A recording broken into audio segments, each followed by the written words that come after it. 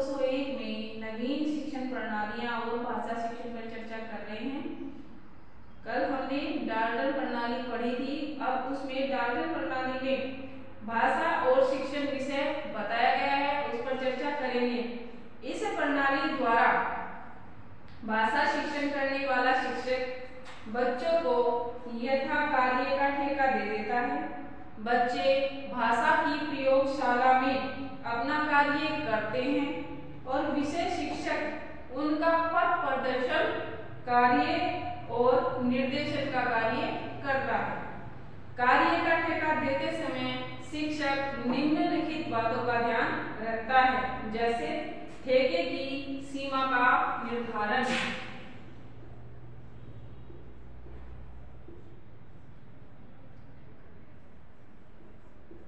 ठेका की सीमा का निर्धारण,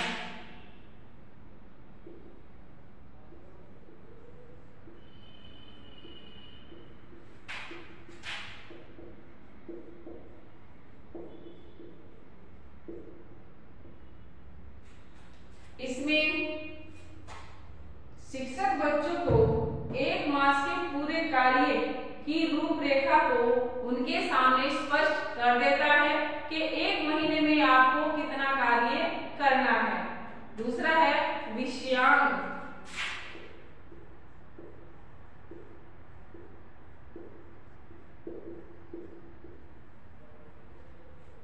विषयांक में भाषा के जिस अंग के लिए कार्य दिया जाता है वह उसका स्पष्ट उल्लेख बच्चों के सामने कर देता है कि किस विषय के किस अंग पर कार्यविधि करनी है और किस वक्त पर नहीं करनी है।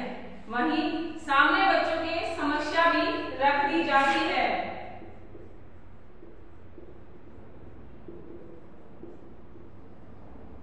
समस्या, शिक्षक यह भी बता देता है कि किस विषय पर विशेष अध्ययन करना है अथवा किस विषय पर निबंध लिखना है। यानी कि छात्रों के सामने यह समस्या है कि हमें क्या पढ़ना है क्या नहीं पढ़ना है, पर इस कार्य में शिक्षक बालकों की पूरी मदद करता है। वह बालकों के सामने विषय के विशेष अध्ययन को स्पष्ट कर देता है कि किस विषय को हमें निबंध के रूप में तैयार करना है और किस विषय पर हमें यह कार्य नहीं करना है। अब है लिखित कार्य।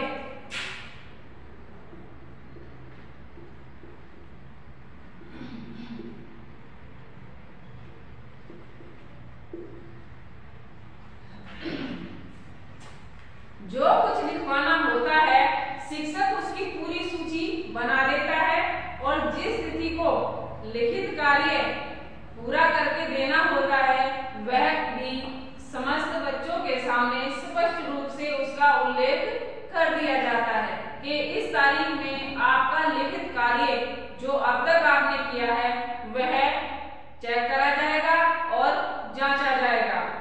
अब है कथन करने योग्य कार्य।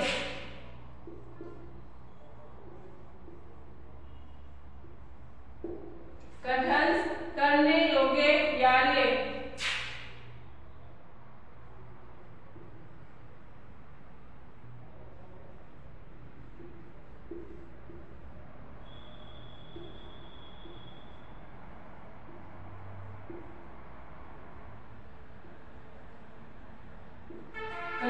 करने योग्य कार्य।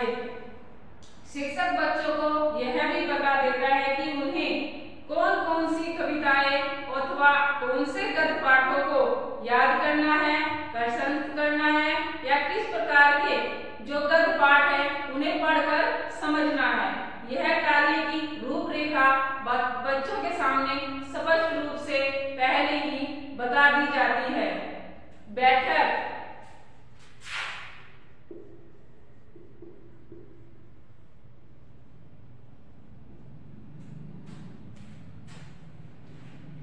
शिक्षक बच्चों को यह बता देता है कि किन किन दिनों में किस किस समय में किन किन विषयों की बैठकें होंगी और छात्र यथा समय उनके लिए अपने आप को तैयार करेंगे। यानी कि जिस प्रकार भी विषयों के लिए कुछ बैठकें की जाती हैं उनमें बच्चों को कहाँ पर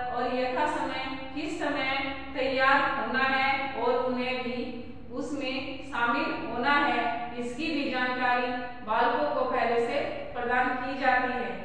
सहायक पुस्तकें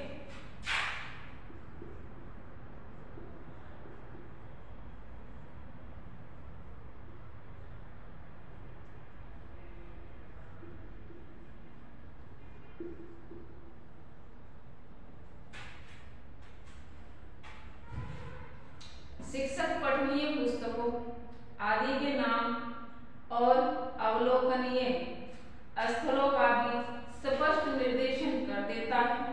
बच्चों की कठिनाइयों को दूर करने के लिए शिक्षकों को पुस्तकों के साथ साथ निर्देशन और अध्ययन का भी कार्य किया जाना चाहिए और अध्याय व पृष्ठों का स्पष्ट उल्लेख कर देना चाहिए, जिससे छात्रों का समझ जो समय होता है वह व्यर्थ ना हो और उसको प्रयोग में लाया जा सके। और जो बच्चों की कठिनाइयां हैं, पुस्तकों से संबंधित, पाठ्य पुस्तकों से संबंधित जितनी भी कठिनाई है उनको दूर करने का प्रयास किया जा सके। लेखा चित्र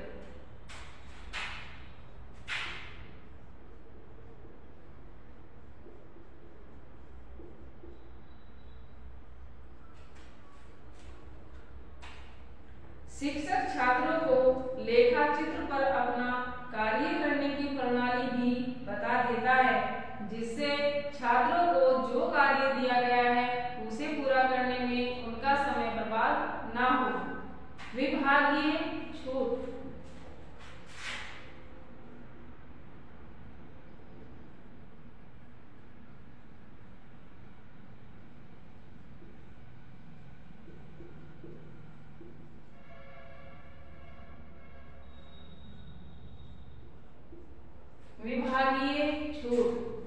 कक्षा में पढ़ाए जाने वाले विषयों में परस्पर सहयोग करके विभागीय छूट दी जाती है। यदि इतिहास का शिक्षक ताजमहल पर एक लेख लिखवा देता है तो भाषा शिक्षक उसे भाषा का निबंध मानकर भाषा विषय के लिखित कार्य में उतनी ही कमी कर देता है। इसी को विभागीय छूट कहा जाता है। जो एक कार्य अगर एक शिक्षक ने बालकों को करा दिया तो दूसरे विषय में अगर उसी से संबंधित कोई और कार्य दिया गया है तो उस एक कार्य को ही उस विषय का ज्ञान समझकर उसमें छूट प्रदान की जाती है, क्योंकि एक विषय से संबंधित दूसरे विषय के ज्ञान में वह सहायक सिद्ध होता है। अभिमत इस प्रणाली द्वारा भाषा शिक्षक केवल माध्यमिक कक्षाओं तक ही किया जा सकता है और वह भी सीमित रूप में ही हो सकता है। इस प्रणाली में बच्चे व्यक्तिगत रूप में स्वयं करके सीखते हैं और इस प्रणाली से कविता पाठ नहीं पढ़ाया जा सकता। इस प्रणाली में मौखिक अभिव्यक्ति के लिए भी कम ही अवसर प्राप्त होते हैं, इसलिए यह प्रणाली भाषा शिक्षण की दृष्टि से उपयुक्त प्रणाली नहीं है। अतः इस भाषा शिक्षण के लिए इसे एक सहायक प्रणाली के रूप में तो प्रयोग किया जा सकता है, लेकिन इसी प्रणाली के ऊपर निर्भर नहीं रहा जा सकता, इसलिए यह एक सहायक प्रणाली के रूप में प्रयोग की जाती है। अब है प्रोजेक्ट प्रणाली।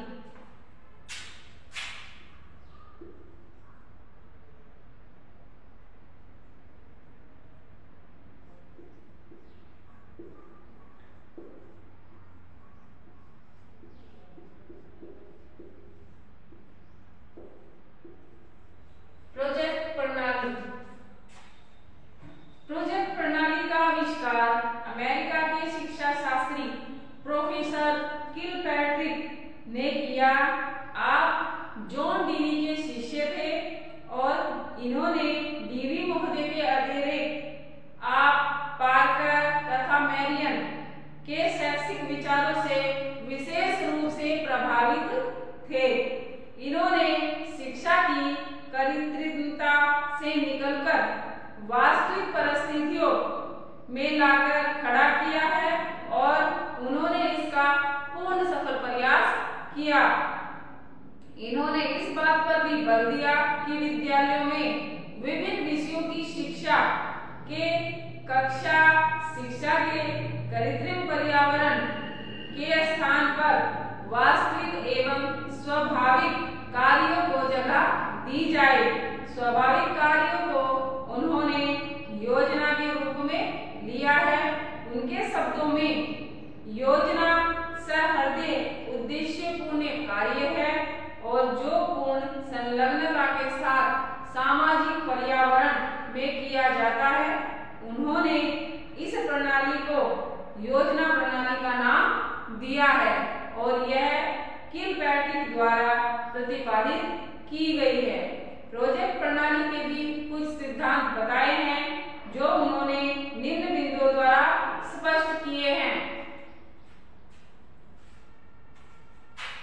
नंबर 1 है परियोजन का सिद्धांत। परियोजन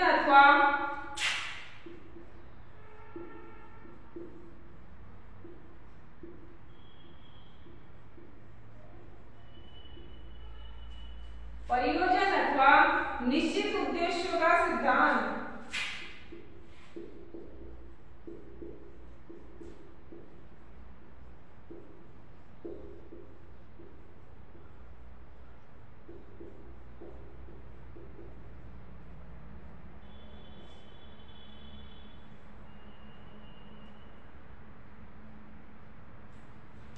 ठीक है, दूसरा बताया है इन्होंने क्रियाशीलता का सिद्धांत।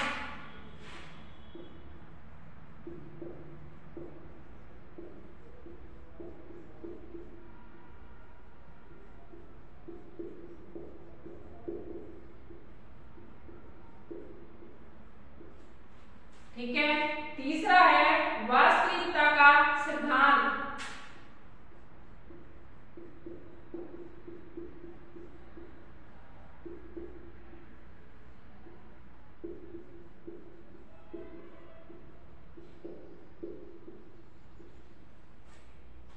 चौथा है उपयोगिता का सिद्धांत।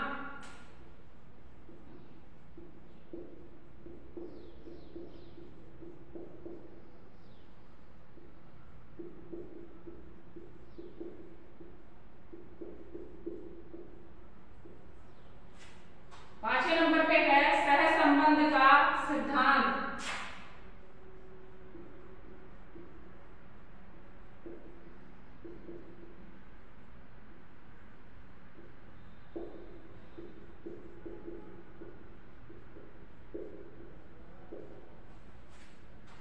छठे नंबर पे है स्वतंत्रता का सिद्धांत।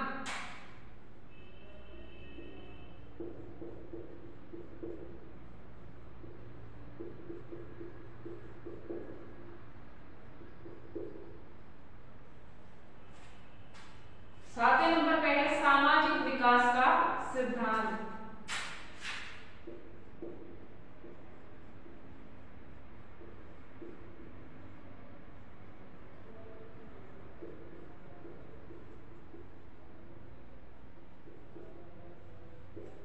ठीक है, इन्होंने 7 सिद्धांत बताए हैं अपनी प्रणाली में, जिसके द्वारा बालकों के पढ़ाई लिखाई और विकास की ओर बल दिया जाता है।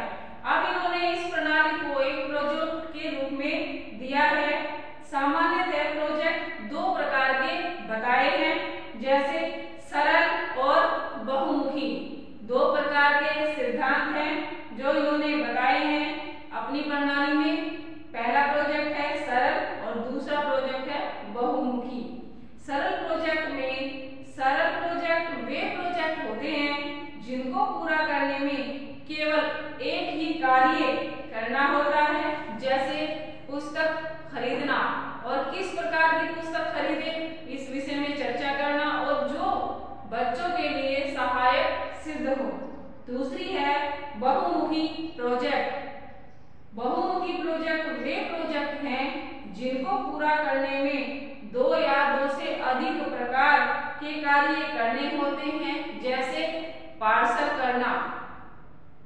इसी प्रकार प्रोजेक्ट प्रणाली की कार्यविधि इन्होंने बताई है।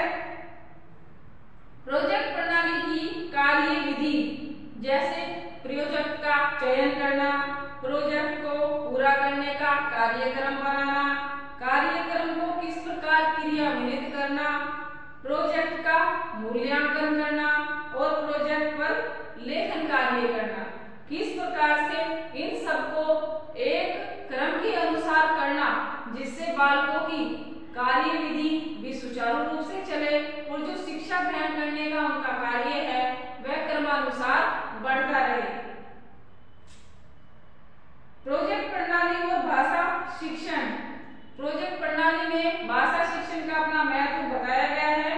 प्रोजेक्ट प्रणाली में सभी विषयों की शिक्षा किसी प्रोजेक्ट के माध्यम से एक साथ दी जाती है। किसी भी विषय की शिक्षा अलग से नहीं दी जाती। इसमें एक साथ ही एक विषय का ज्ञान दूसरे विषय के साथ जोड़कर बच्चों को प्रदान किया जाता है और भाषा शिक्षा को भी प्रोजेक्ट को पूरा करने में स्वाभाविक रूप से ही इसकी क्रिया होती है। यहाँ पर एक बहुमुखी प्रोजेक्ट के उदाहरण द्वारा इस तथ्य को स्पष्ट किया गया है। जैसे प्रोजेक्ट है आगरा का ताजमहल देखना। इससे जुड़े हुए जितने भी बिंदु हैं उन्होंने इसमें बताए हैं। जैसे इसका एक वास्तविक जीवन से सहसंबंध हो सकता है, इससे इतिहास की शिक्षा भी प्राप्त हो सकती है, इससे भूगोल की शिक्षा भी प्राप्त हो सकती है। इसमें कितने प्रकार की ईंटें पत्थर किस प्रकार से लगे हैं उसकी जो संख्या है, संख्या यानी गणित की शिक्षा भी इससे ग्रहण कर सकता है बच्चा। कला की शिक्षा, किस प्रकार की कला का वास्तविक नमूना है यह, किस प्रकार की इसमें शैली इस्तेमाल की गई है, उससे कला की शिक्षा भी मिलेगी। और भाषा की शिक्षा, यहाँ पर भाषा की शिक्षा से भी इसका संबंध होता है, क्योंकि प्रोजेक्ट के चयन में उसके क्रियान्वयन की जो रूपरेखा बनाई गई है किस प्रकार से बनाई गई है, इसमें बच्चे विचार विमर्श करते हैं और आपस में सहयोग की भावना के द्वारा जो सामूहिक बातचीत होती है इसमें अन्य भाषाओं का भी मिश्रण होता है। तो कई प्रकार की जो कार्य विधि है एक प्रोजेक्ट से जुड़ी हुई दूसरे प्रोजेक्ट में भी सहायता करती है। ठीक है, आज के लिए बस इतना ही। फिर मिलेंगे नेक्स्ट वीडियो में, और नेक्स्ट वीडियो में हम प्रोजेक्ट प्रणाली की जो कार्य विधि है किन बिंदुओं द्वारा प्रदर्शित की गई है उस पर चर्चा करेंगे। तब तक के लिए